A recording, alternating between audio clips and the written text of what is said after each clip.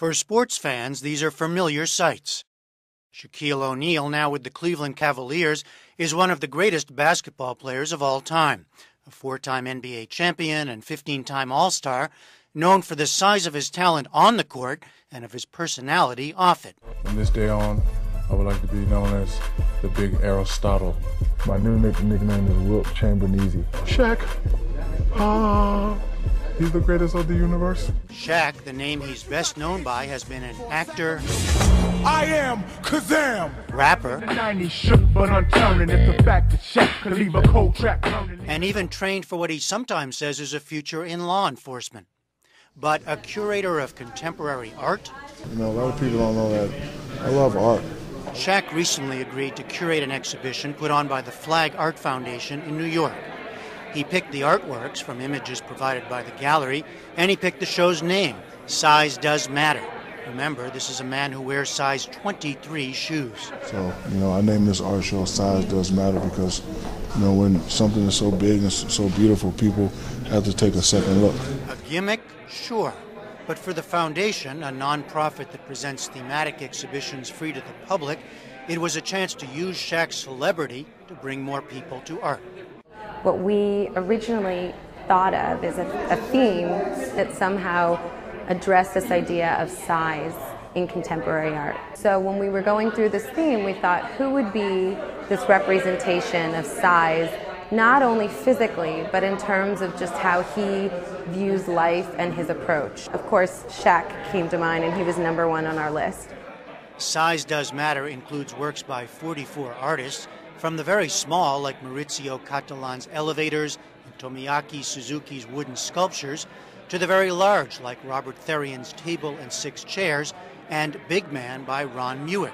This one right here is titled Big Man, of course, but if you look at this picture, you could always say, big miserable man, man that's thinking, big man, what are you looking at? But I like this piece because it makes me feel small. See, I'm 7'1", 350. This guy's about 9 feet, 780. So it makes me feel small. Plus, it's beautiful. One well-known artist who participated, Chuck Close, liked the focus on size. I'm interested in extremes, And I always thought, why wouldn't you want to make something really big, and why wouldn't you want to make something really small? Well, the juxtapositions make a lot of sense given the premise that size matters. British artist Willard Wigan went small for Shaq's show, very small, with microscopic sculptures made from fibers that fit inside the eye of a needle, including one he called Micro Shaq. There's an old saying that less is more, so I wanted to sort of bring that to this exhibition.